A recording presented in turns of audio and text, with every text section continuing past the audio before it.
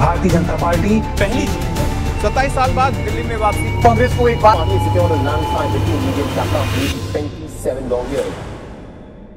और अंजाम ये हुआ कि आम आदमी पार्टी की सत्ता पूरी तरीके से अंत हुई और पूरे 27 साल बाद बीजेपी की सूखा समाप्त हुआ और घर वापसी हुई। जी हाँ, बीजेपी पूरे 27 साल बाद चुनाव जीती। दिल्ली में फरवरी 2025 में विधानसभा इलेक्शन संपन्न हुए, जिसमें कई दिग्गज नेता अपनी किस्मत आजमाने निकले थे। बहुचर्चित नेता अरविंद केजरीवाल अपनी ही सीट से इलेक्शन हार चुके।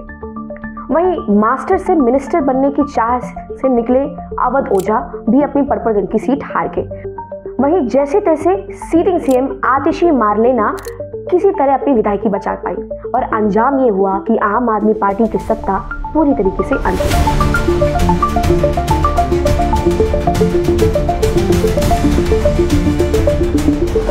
इस पूरे चुनावी घमासान में एक बात तो बहुत क्लियर है कि दिल्ली की पॉलिटिक्स हमेशा से बहुत क्रिटिकल और इंटरेस्टिंग रही है। पर एक ऐसा भी समय था जब दिल्ली के पास ना विधानसभा थी और ना ही सीएम। तब दिल्ली का एडमिनिस्ट्रेशन कैसे चलता था, आइए समझते हैं। दिल्ली की पहली विधानसभा का इलेक्शन हुआ था 27 मार्च 1952, जिसमें पूरे 48 सीट्स पर चुनाव हुए थे और इसमें 39 सीट्स में जीती थी कांग्रेस और चौधरी ब्रह्म प्रकाश बने थे पहले सीएम। फिर 1956 में स्टेट रीऑर्गेनाइजेशन कमीशन की रिकमेंडेशन में दिल्ली की विधानसभा और मंत्रिपरिषद दोनों को समाप्त कर दिया गया। इसके बाद से दिल्ली पे डायरेक्टली सेंटर का रूल लागू हुआ। इस पड़ाव को दिल्ली के पॉलिटिक्स का सबसे बड़ा बदलाव माना जाता है। फिर आता है साल 1966, जब दिल्ली की डेमोक्रेसी और एडमिनिस्ट्रेशन को स्मूथली रन करने के लिए दिल्ली एडमिनिस्ट्रेशन एक्ट लागू किया गया।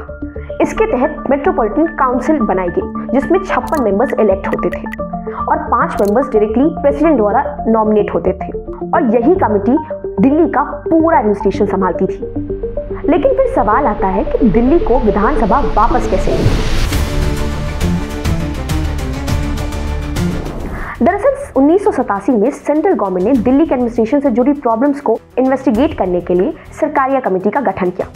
इस कमेटी ने रिपोर्ट में बताया, दिल्ली को हम फुल स्टेट का स्टेटस नहीं दे सकते, पर पब्लिक मैटर्स हैंडल करने के लिए विधानसभा जरूर दी जा सकती है। इसी रिकमेंडेशन पे 1991 में कॉन्स्टिट्यूशन का 69th अमेंडमेंट पास किया गया, जिसमें दिल्ली को नेशनल कैपिटल टेरिटरी का स्पेशल स्टेटस दिया गया और विधानसभा का गठन हुआ, जिसमें आज टोटल 70 सीट्स हैं और जिसका इलेक्शन डायरेक्टली जनता द्वारा होता है। 37 साल बाद 1993 में दिल्ली की विधानसभा में इलेक्शन संपन्न हुए। बीजेपी ने टोटल 49 सीट जीत हासिल की और मदन लाल खुराना बने तब के सीएम और तब से लेकर 2025 तक बीजेपी के लिए दिल्ली का सब सूखे से कम करना था।